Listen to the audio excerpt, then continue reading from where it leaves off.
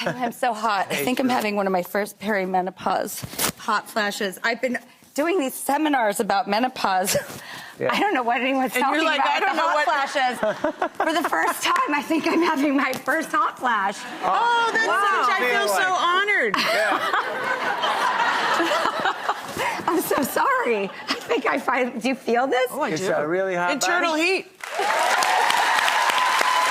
Sometimes it happens at an inconvenient moment, but at the same time, we're here talking about menopause because of moments like that. Ling, Valerie Bertinelli, and doctors Judith Joseph and Hirsch are here so that you can understand what it is you're going through. Let's toss to Ross. Rossi.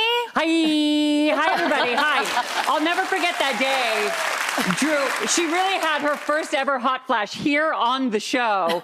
And guess what, Drew? You know, in solidarity, I'm having my first hot flash here on the show with you as well.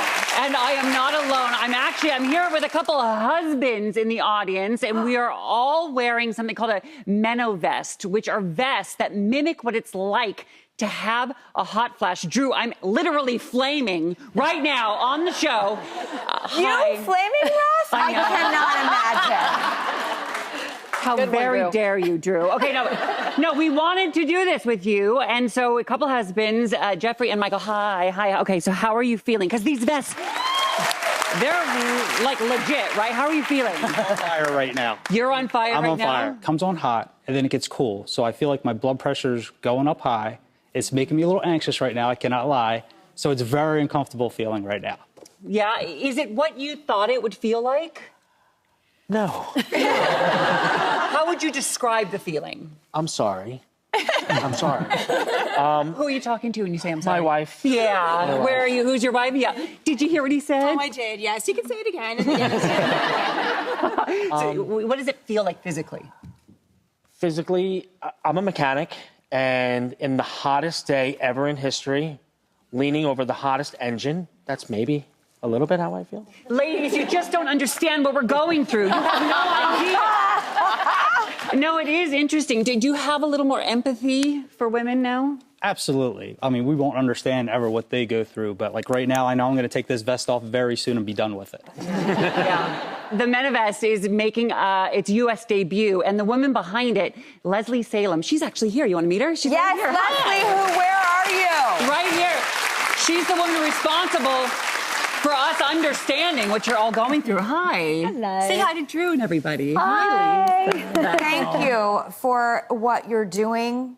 How and why did you make this? Because you're brilliant. Tell us everything. So I left my job because of perimenopause symptoms, and I didn't join the dots. And so when I eventually did, I was just so upset of a wasted kind of, career. And this is not just kind of, me going through this. So I set up Over the Bloody Moon, and I thought I'm going into workplaces to train and to educate. And so we've got to get a way of getting men involved in the conversation.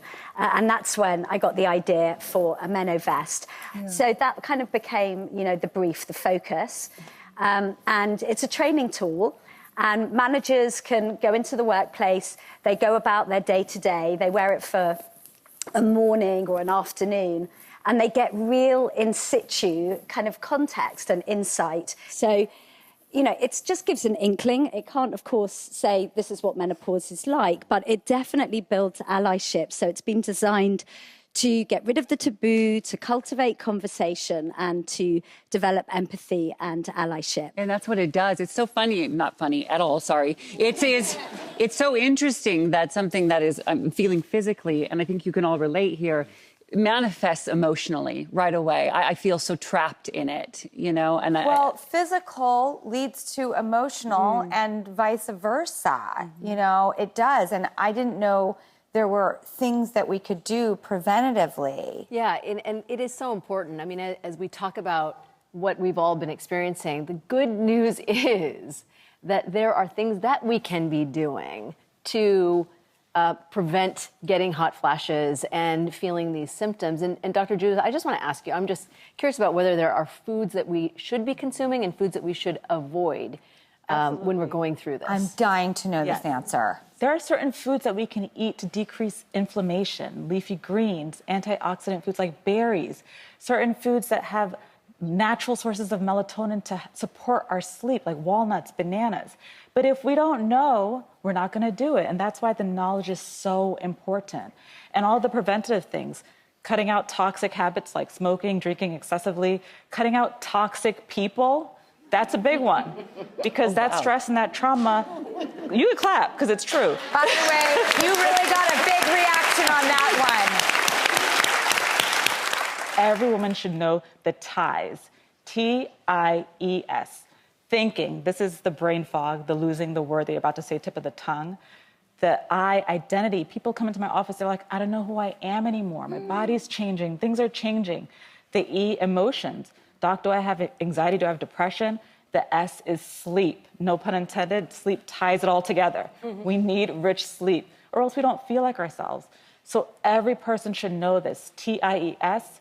With my clients, I tell them, go to my website, fill out the survey, you get a score, which one is impacting you the most. That way you can focus on the things that you can control, right?